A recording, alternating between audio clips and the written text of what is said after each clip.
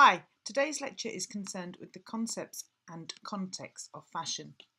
I've put these two images together because I suppose they show for me the different sort of sides of something like clothing.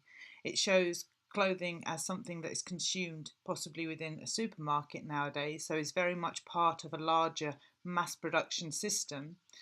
And on the right hand side, I'm showing an image of a Chanel jacket presented at a fashion show.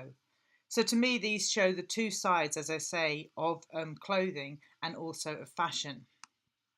So what I wanted to do in this lecture was to provide you with some contextual information relating to the study of clothes, of fashion and of clothes.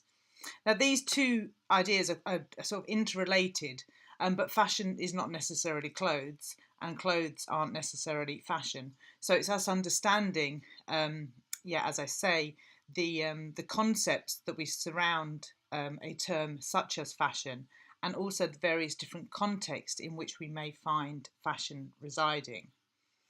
The key objectives are to provide you with an overview of the fashion design process, and to do this I will show you some examples of sort of students' work, but also how certain practices are sort of utilised within the industry. I will then present with quotes and images for sort of further reflection, and hopefully signpost you to relevant literature so you can do your own research around the subject. So, as I say, I think to start, I'd like to just quickly run through some final year sort of collection ideas from our students here. These are students who were studying for a BA Honours in Fashion Design, some which took a textile route and others which took a marketing and production route. And I'm doing this, as I say, to just introduce you to the design process that is involved in something like designing clothes. First of all, students will start with a customer profile. And this is where you're setting the scene for the customer. It's giving an idea of your marketing sort of plans and who you envisage will actually buy and purchase your clothing. Quite often this is, as I say, it's using sort of photography and illustration, but it's conjuring up a lifestyle. It's conjuring up the ideas for colours and for textiles and for textures. So as I say, it's envisaging who is this person that is going to be wearing these clothes. Is it set within a very sort of urban and sort of natural environment? This mood board representing a very sort of clinical and quite modernist approach.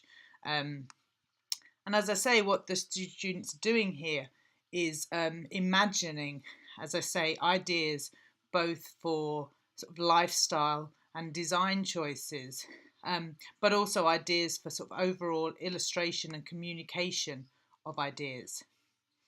With some of these customer boards, students will add, words and will add a context. So here, describing the customer as aged between 20 and 40, strong-minded, successful, minimal, and layers. So again, this is setting the scene of how we may imagine the overall collection to look and to feel, and who our overall customer is. We'll then move through into sketchbooks, and this is where students will have collated information, visual research, and contextual research relating to their particular topic.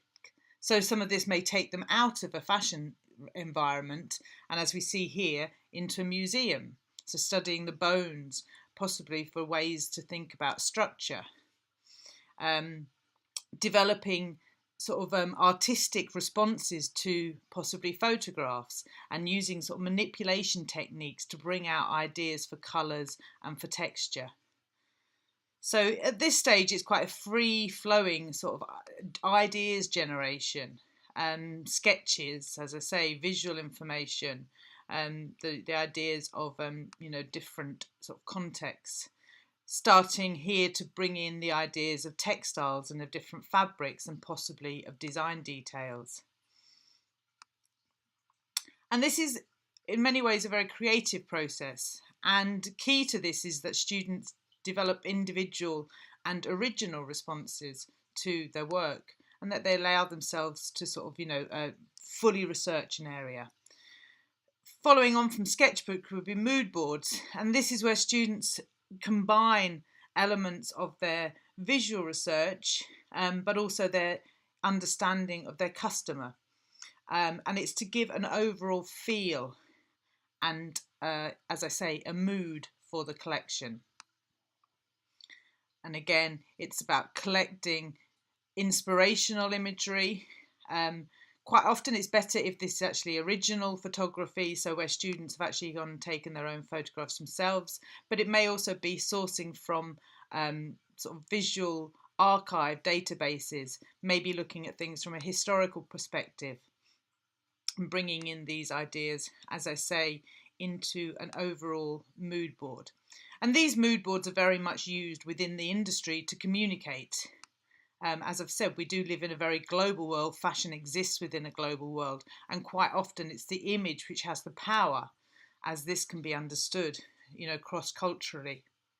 Moving on from the mood board is then about imparting this mood into design development. And here students will start sketching through ideas, adding ideas for sort of seams and for detailing. And it's very much a developmental process. So you'd normally sort of undertake probably about 15 to 20 sheets of paper, all detailing how the collection will develop. Another key in communicative tool used within the industry is then the illustration. So this, we see here, this combines all elements for this outfit. On the right, we have an illustration of the overall mood and how the garment will, how the outfit will go together. We have an indication of fabrics that would be used. And on the left-hand side, we have technical drawings, which are giving us more details about overall pattern construction, seaming and sort of stitch details. Again, as well, it's the relationship between these elements that helps to communicate to all people within the sort of production process, from buyers to manufacturers, the overall look of the garment. It's also something which will obviously feed into our quality control systems. So again, it's important that we're very clear in instructions, as I say, in detailing both how we're expecting the overall outfit to look, but also the very key technical details that we need to know to help our pattern cutters and our machinists to actually put these garments together so that they match the illustration and the mood that we are looking for. So these are all sort of skills that we start developing, and it's the use of technology. In many cases, these illustrations we hear have been computer generated, but they've also added an element of sort of hand-drawn sort of rendering to give it the aesthetic appeal. Students will also play around with developing their own template. So again, these illustrations are centered around a communication of the designer's customer and feeling for the collection. Obviously, fabrics and colour are very important.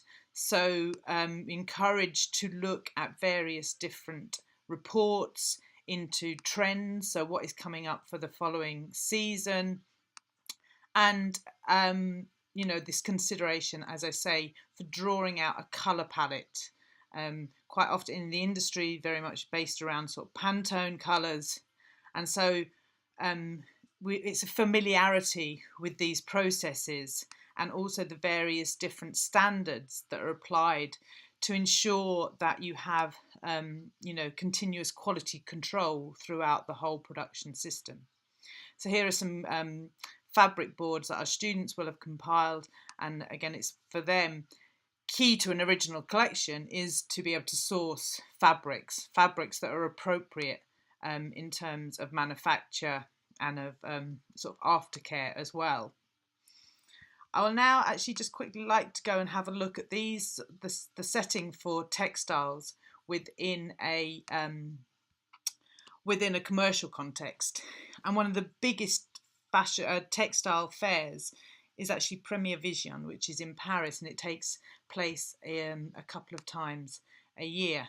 And I'd like to run through sort of the website for you, but also show you sort of the vast scale of an exhibition such as this.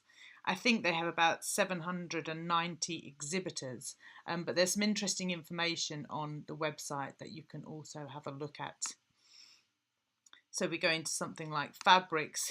This will sort of show us the different sort of trends for the coming years, and I'll just give you a quick little video on the sort of process that buyers will go through when they're actually, and designers, when they're going to look for fabrics.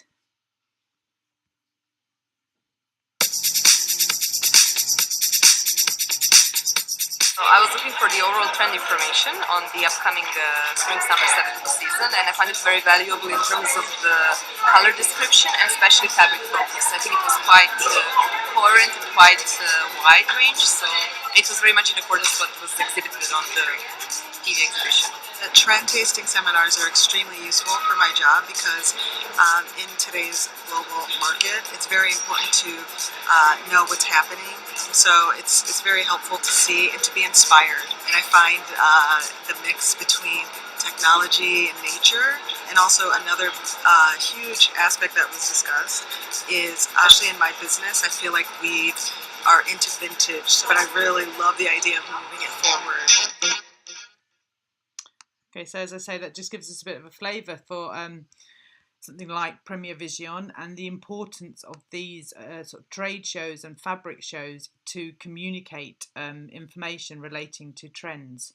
And I would encourage you to have a little bit, look closer at the website and also the different resources that are on there. Another textiles show is the London Textile Fair, and this is a little bit closer to home, and again there's a website that you could have a look at, and this will detail all the different buyers and show you the true sort of global nature of the industry. And again, there's quite a nice little video here which I'll just show you to contextualize some of this.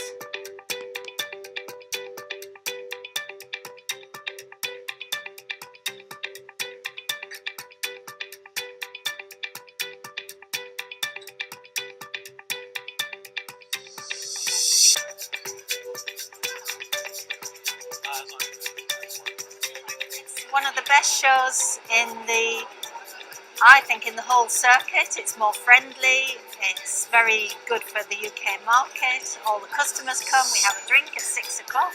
It's good to chat to all the agents.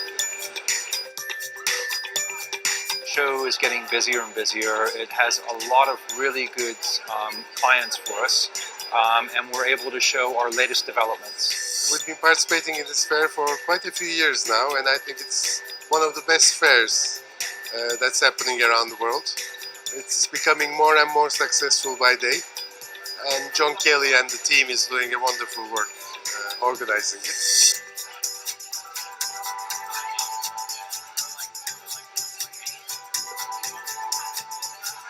We had a great demand by a huge amount of exhibitors, with over 420 exhibitors and almost 5,000 visitors. So we decided to open up a new hall where we put another 30, and we like to create this friendly environment where everybody is as one and make a level playing field. So we don't have any advertising, we draw everybody out as a lottery, so it's a very fair playing field. That's what's important to us.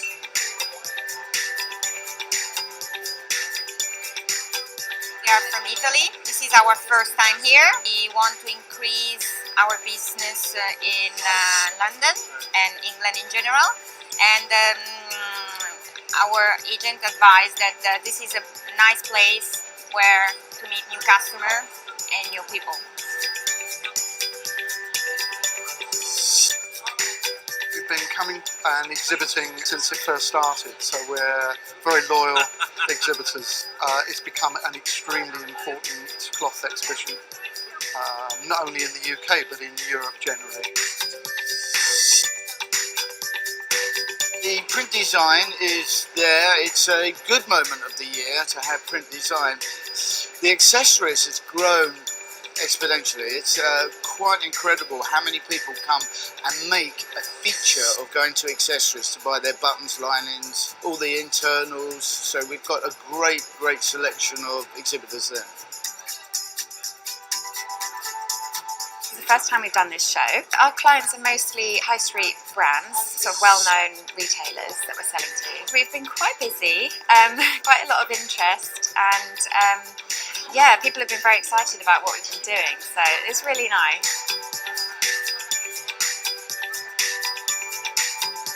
It's nice to get an early look at what's happening in textiles, to get ahead for sampling, because people need samples earlier and earlier for photography, and yeah, it helps us start to think about next autumn early.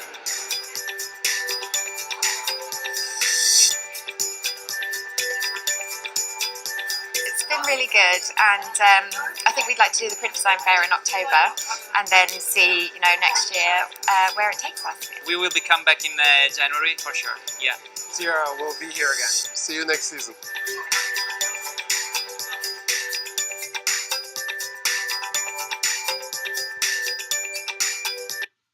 Okay, so just stop that there. And just finally another video from another key sort of textile fair, which again is in Paris.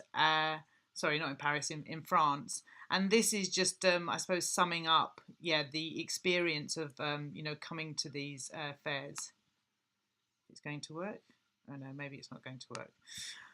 Okay, in the further back into the UK, and maybe a show that we could possibly visit is the Knit and Stitch show. This is a little bit more local, but again, it shows you the ways in which, you know, ideas about cloth and trends are communicated, and I think for me as well shows the sort of, as I say, the vast global nature of the industry, and also its sheer size.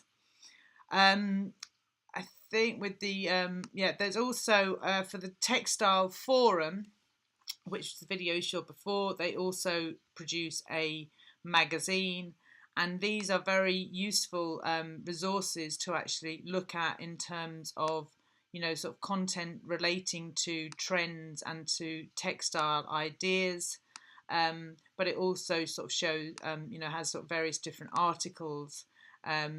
You know, the rise of sort of ethical products and the nature of sustainability and ethics in textiles is a very growing area, and I think it's interesting to see how these sort of this ethos is being communicated, because I think if we are to make a change into the system, it is understanding the system first to be able to see how we can use trend information to actually you know, change potentially some of the sort of manufacturing processes.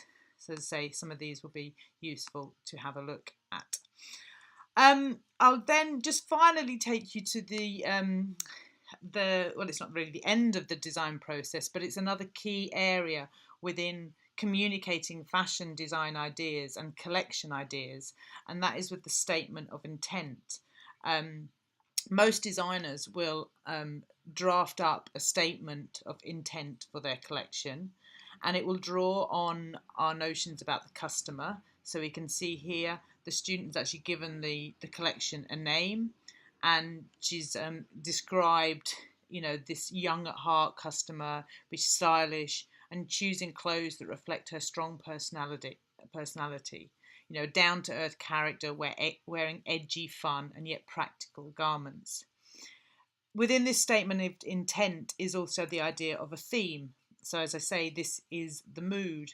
It's pulling out maybe key sort of ideas. So here, looking at the idea of traditional techniques, but practical clothing. This student has drawn from the British countryside. She talks about sort of smocking details and knitting, and how she may be able to incorporate these into, as she says, giving it a controversial and contemporary edge. She then goes on to talk about the key details, which are about exaggerated collars and chunky knits and classic digital prints. This student was a very good illustrator, so her prints, you know, had a real wonderful feel to them. She talks about her market, so where it would be sold largely in the UK, but then also looking at maybe some international stores in Japan, looking at, as she says, attracting foreign customers who maybe wish to buy a very British brand. She talks then about her colour palette and how it's a moody combination of navy, greys, and a rich purple. She then discusses the fabric detail, and because she was very much interested in looking at British manufacturing, she's used British woolen fabric, but she's also looked at Scottish wax cotton and digitally printed fine stretch cotton. And she talks also about the trims. And then these statement of intent will be then contextualized in a visual way within a final lineup. And this final lineup will provide detailing for all the different outfits and the fabrics that she has chosen to use. So again, just a few more examples of this, how other students have sort of approached this. And obviously the illustration style, the communication technique will vary depending upon the sort of mood and our customer and what sort of image we want to portray for this collection. And again, so it's all about, key to this, as I've said, is the communication of ideas. And I think I'll finish there, and then I will conclude with another one that will look at ideas of sort of the contextual information. Thank you.